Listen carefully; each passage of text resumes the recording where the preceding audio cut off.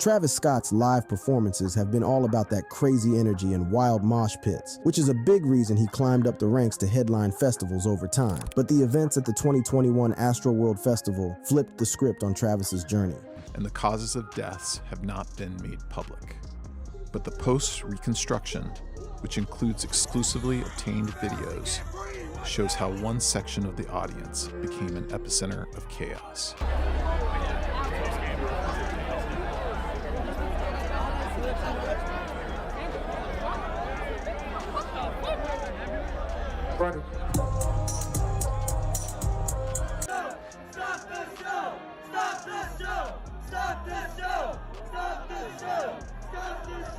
Now let's look inside Travis Scott's sad life since the Astroworld tragedy happened and how it shook things up for him. Deals collapse. Crazy scenes in mosh pits caused loads of people to get hurt. Nonchalant security was not really on top of things. Huge crowds gasping for breath, and several people getting trampled by the surging crowd. Travis Scott's show at Astroworld got pretty out of hand, like way out, with over 50,000 fans getting caught up, and sadly, 8 people didn't make it out alive. Another 17 got rushed to the local hospitals. So, the day after the tragedy, Travis Scott shared a black and white video on his Instagram story. He talked about the messed up situation that went down during his concert at Astroworld in Houston. He looked supposedly sad and said he was completely heartbroken about what went down. He sent out his prayers and support to the families who lost their loved ones to the Astroworld tragedy. Travis Scott said, "I just want to send out prayers to the ones that was lost last night. We're actually working right now to identify the families so we can help assist them through this tough time. You know, my fans really mean the world to me." Then he added, "And anytime I can make out, anything that's going on, I stop the show and, help them get the help they need, I could just never imagine the severity of the situation." He also said he's been working very closely with the police and fire department, and that if they know anything, they should reach out to the local authorities. After Travis Scott's video, a lot of people weren't too impressed. They thought his apology was fake, and so many of them went on Twitter to talk about it. One person said, "I'm not sorry, but Travis Scott's apology felt so fake. Motherfucker really thought that by rubbing his braids through 96% of the video, we'd feel empathetic for him. Bye." Another person on Twitter wrote, "Travis Scott's apology to the families of those affected by the tragedy at his concert is appalling. Whole time he rubbing his head like a student that got caught cheating in a test. Poor." But yeah, a lot of people thought his apology wasn't real. They noticed he kept touching his head and his eyes were closed most of the time. One person said, "Travis Scott rubbed his head 16 different times and had his eyes closed for 90% of his apology video for Astroworld." They also pointed out that he didn't say sorry and also didn't take responsibility for his part in what happened or show any real remorse. Some people even said he cared more about his image and reputation than the fans who got hurt. And for those who were there at the festival on Friday night, things are even worse. They're trying to deal with the messed up stuff that happened. An 18-year-old named Fahin Shahryar from Houston got hurt at the festival and was part of a lawsuit. He said whenever he hears Scott's song Butterfly Effect, he remembers what happened at Astroworld that night. That was the song Travis was performing when he got knocked down and buried under a bunch of people. Fahin says, "Ever since that day, now it's just like the song always brings up that experience, just of dying," he says. Since then, Fahin claims that he has been playing that song to try and conquer the fear. He doesn't want to have PTSD,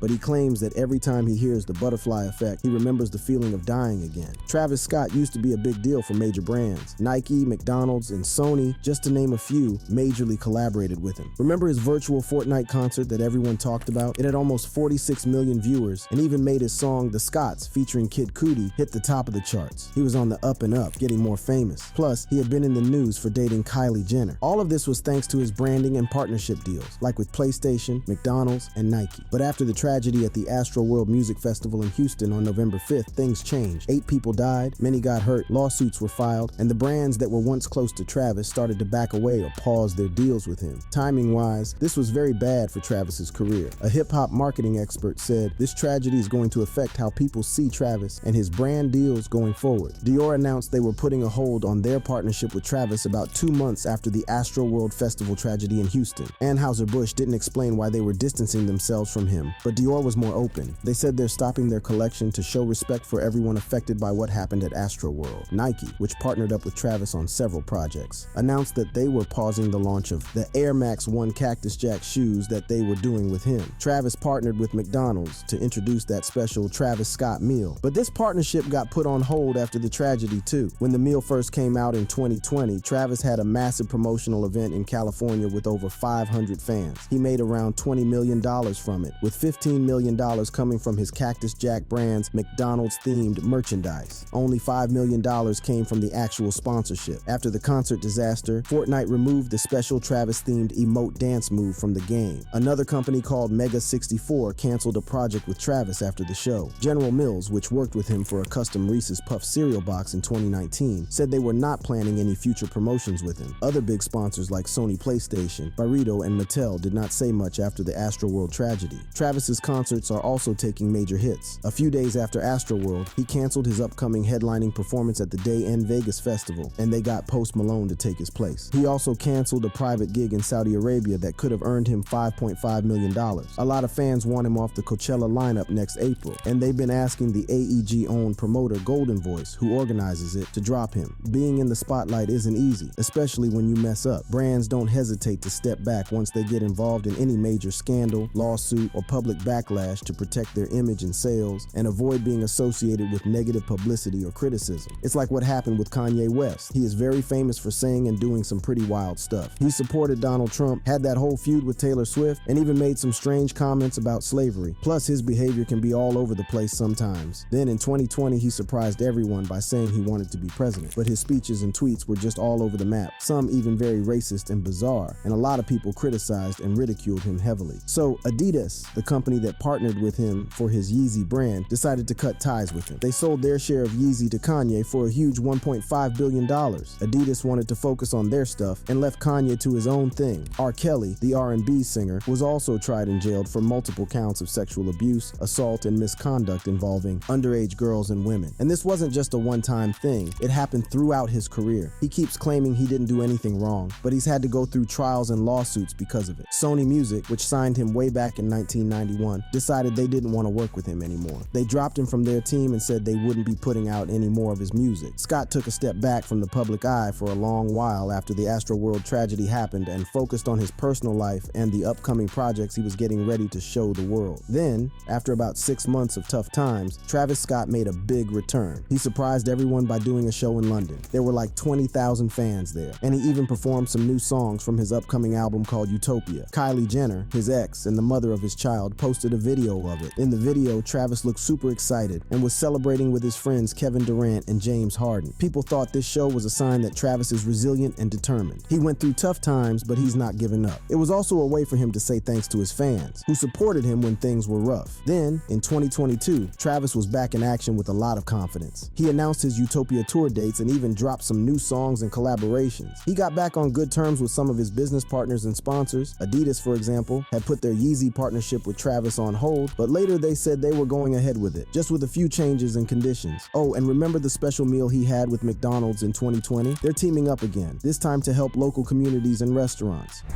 Travis Scott's rise to fame. But before the Astroworld tragedy happened, Travis Scott was one of the super popular and mega influential rappers around the globe. He's got many albums that shoot up the charts, performances that light up the stage, and team-ups that bring in the big bucks. Let's rewind to 2012 when the trap music scene was on fire. People were all about those funky beats that were like nothing they'd heard before. Trap music, yeah, it's like a cool subgenre of hip-hop that has its eyes on the younger generation. While old school rap might go deep into the words, trap music is more about feeling the rhythm and getting everyone hyped up. So how did Travis Scott hit the fame? Train, his real name is Jacques Webster, but we all know him as Travis Scott. Back in those days, Kanye West, the big shot, played a major role in getting Travis into the limelight. Travis was a huge fan of Kanye's music and was super inspired by his style. When he was just a little boy, his dad got him into drumming, and that's what kicked off his whole fascination with music. And guess what? That fascination led him straight to stardom. He wasn't really into college life, so he bailed out in his second year and went all in on music, packed his his bags and landed in the heart of New York City. There, he and his buddy Chris Holloway formed a duo, calling themselves The Graduates. They even dropped their first EP on MySpace back in 2008. Fast forward to 2009, when he teamed up with another old school buddy, OG Chess, and together they started something called The Classmates. 2 projects later, both with Travis putting his touch on the tunes, things fell apart in 2012 because of personal and financial troubles. Travis decided to set up shop in Los Angeles, where he caught the attention of T.I. That's the moment his life went on a new track as T.I. signed him up for his label, Grand Hustle. Travis Scott and Kanye West met up one day and just hit it off like instant buddies because they had so many things they both loved and shared. It was like magic when these two creative minds crossed paths. The more they worked together, the tighter their bond grew. Kanye even brought Travis on board for a project called Cruel Summer. It was this cool team-up album with all the good music label stars. Scott brought his mojo to the mix, co-producing some of the hottest tracks on the album. While he was producing the music, Travis was nervous because he didn't know if Kanye was going to like it or not. Kanye was like a hero to Travis from way back, and the last thing he wanted was to let him down. But guess what? Kanye was very pleased with Travis's musical magic. That was the ticket to Travis's big shot at fame. Now the game changer came with Travis's first mixtape, Owl Pharaoh, back in 2013. There were these cool guest appearances from T.I., 2 Chainz, Whale, and more. Critics and fans gave it a thumbs up, and just like that, Travis was on the rap radar. Following that, he dropped his second mixtape, Days Before Rodeo, in 2014. It had this banger called Don't Play, featuring Big Sean and the 1975. Travis released his debut studio album, Rodeo, in 2015. It jumped to number 3 on the US Billboard 200 chart. The album was a superstar gathering with Kanye West, Justin Bieber, The Weeknd, Future, and crew. And the single Antidote, it shot up the charts, landing Travis his first top 20 hit on the US Billboard Hot 100 chart. It was certified quadruple platinum by the RIAA, jumped to 2016, and Scott rolled out his second album, Birds in the Trap Sing McKnight. Guess what? It didn't just stroll onto the music scene, it stormed right into the number 1 spot on the US Billboard 200 chart. And this album, well, it's like a VIP party with Kendrick Lamar, Andre 3000, Kid Cudi, Young Thug, and the whole gang joining in. Then the album's lead single, Pick Up the Phone, with Young Thug and Quavo also scored big, hitting the top 20 on the US Billboard Hot 100 chart. It also went triple platinum, as certified by the RIAA. Fast forward to 2018, and Scott dropped his third album, Bombshell, Astroworld, and it turned into his biggest hit yet. It stormed right into the number 1 spot on the US Billboard 200 chart. It didn't stop there. In just 1 week, it sold over 500,000 copies. That's some serious musical magic. Astroworld was a big, awesome collab fest featuring Drake, Frank Ocean, James Blake, Stevie Wonder, John Mayer, and many more people. And Sicko Mode, the album's headliner single, featuring Drake, rocketed Travis to his very first number 1 slot on the US Billboard Hot 100 chart. It even got Grammy Award nominations for Best Rap Performance and Best Rap Song. In 2017, Travis Scott teamed up with Quavo for a cool joint album named Huncho Jack, Jack Huncho. Then in 2020, he had another collab, this time with Kid Cudi, and they called it The Scotts. And guess what? Both albums didn't just arrive, they burst onto the scene, right into the top 10 of the US Billboard 200 chart, with so many positive reviews from fans and critics. But Travis wasn't just a music maestro. Nope, he had his hands in all sorts of stuff. First, he launched his very own record label, Cactus Jack Records, back in 2017, and then signed on some super talented artists like Don Toliver, Sheck West, Chase B, and Luxury Tax. He also teamed up with Nike and launched several shoe collections. There was the Air Force One, Low Travis Scott, the Air Jordan 1, High Travis Scott, the Air Jordan 6 Travis Scott, and the Air Max 270 React Travis Scott. He even jumped into the virtual world with Fortnite, and together they threw this mind-blowing virtual concert series called Astronomical, and more than 27 million viewers tuned in for that. He didn't just rock the music scene, he rocked magazine covers too. GQ, Rolling Stone, Harper's Bazaar, Forbes, Billboard. His face was all over the place. Speaking about Travis's personal life, in 2017, he and reality TV star Kylie Jenner started sparking headlines as a couple.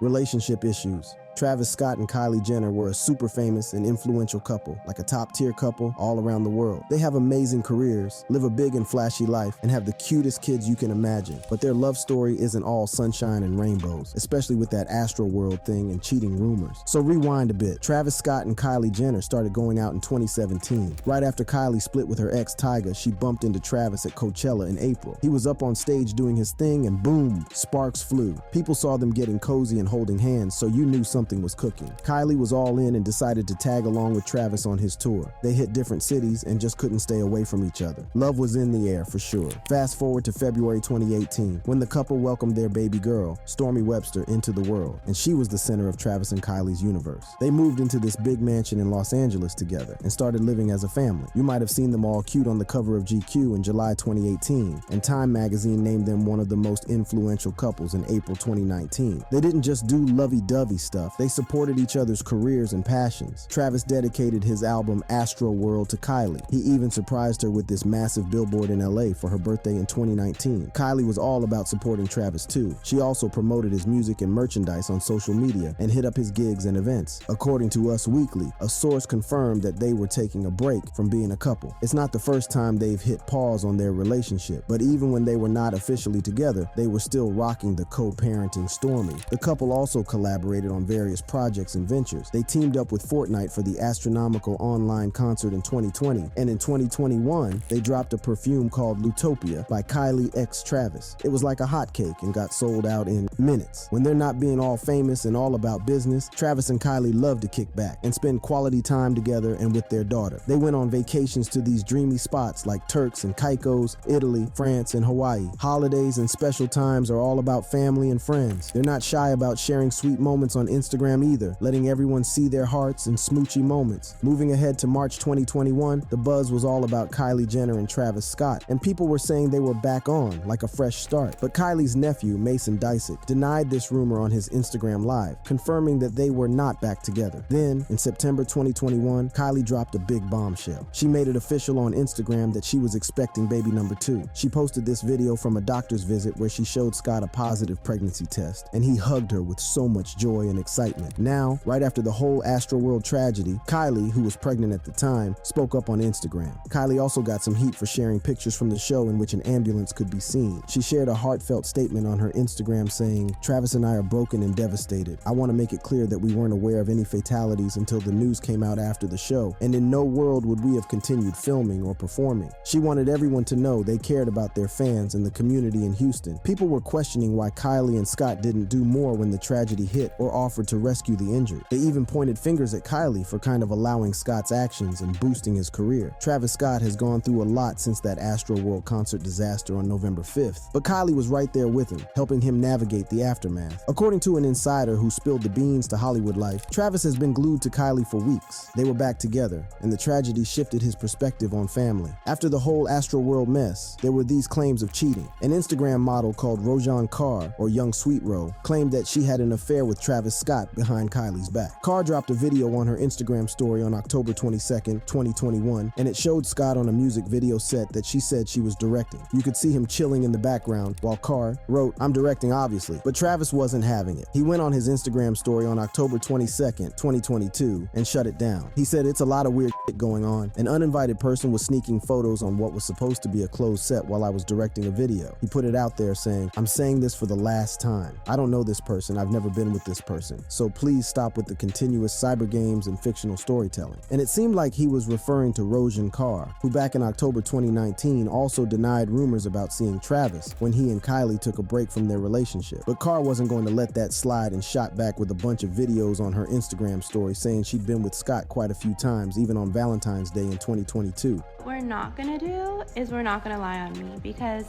I've been good. I posted whatever story you guys wanted me to post. I pretended I didn't know you, went along with whatever narrative you guys wanted to, no matter how much bullshit I got from it. She then went ahead and said, "But to say you don't know me and you've never been with me, when you've definitely been with me, when everybody's seen you with me, when I have pictures and videos of you with me. Come on.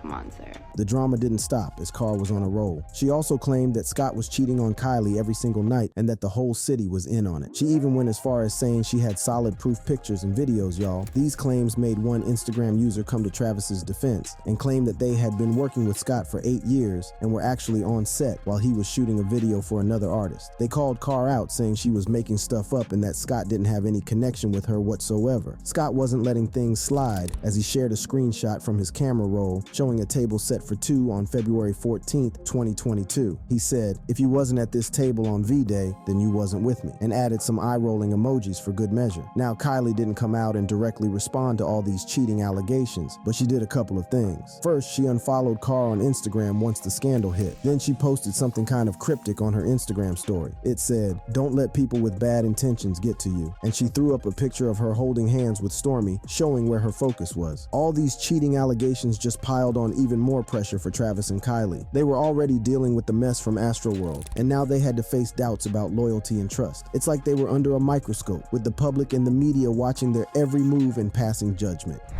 Astroworld. Speaking about what went down at the Astroworld Festival, it was a 2-day music event featuring Travis Scott and a bunch of other awesome artists like Drake, SZA, and Lil Baby. It was held on November 5th and 6th, 2021 at NRG Park in Houston, Texas, and the place was packed with around 50,000 fans showing up on the first day. Now, why the name Astroworld Festival? Well, Travis Scott's third album, Astroworld, dropped back in 2018 and was like a jackpot for him as it topped the charts, sold tons, you name it. It featured some amazing collaborations with big names like Drake, Frank Ocean, and even Stevie Wonder. This album's inspiration came from Travis's childhood trips to Six Flags Astroworld, an amusement park that shut down in 2005. He wanted his music and festival to capture that vibe, and he told GQ magazine in 2018 how much it hurt when they tore down the park to build apartments. He wanted the fun back in the city. So this festival kicked off in 2018 and was a total hit. Over 40,000 fans showed up to the festival, and the stage saw some killer acts like Post Malone, Lil Wayne, Young Thug, Ray Shremmerd, and more. They brought it back in 2019 and made it even bigger, with over 50,000 fans getting in on the fun and jamming to artists like Rosalia, Migos, Pharrell Williams, DaBaby, Megan Thee Stallion, and others. Fast forward to 2021, and they were gearing up for the grandest Astroworld Festival ever. They had Travis's new album Utopia on the horizon, and the lineup was outstanding: Drake, SZA, Lil Baby, and a whole bunch more. The festival grounds had it all: a Ferris wheel, roller coasters, a full-on carnival, and a ginormous inflatable Travis Scott head as the entrance. But things quickly went sour on the first night, as a crowd crush and stampede forced them to call off the second night. Around 9 p.m., near the main stage where Travis was tearing it up, a crowd surge happened, which resulted in a stampede. People got squished and trampled, and some even couldn't breathe. Some of the fans were trying to get help, but the security and medics couldn't keep up. Some fans hopped on stage or even climbed the camera crane to alert Travis or the crew in charge. No one's sure how much Travis caught wind of, given that he was on stage and wearing in-ear monitors. In some of the video footage posted online by some of the fans, Travis Scott just kept on performing, even when people in the crowd were shouting for him to stop. He was telling everyone to go wild and crazy, even though an ambulance was trying to get through the crowd with seriously injured people. Around 9:12 p.m., you can see a bunch of people crammed together in the video. They're yelling, "Help, please help," while Travis is still doing his thing on stage. This kept on for about 40 minutes until finally Travis stopped and said there was an emergency. We need somebody to help him. Somebody passed out right here.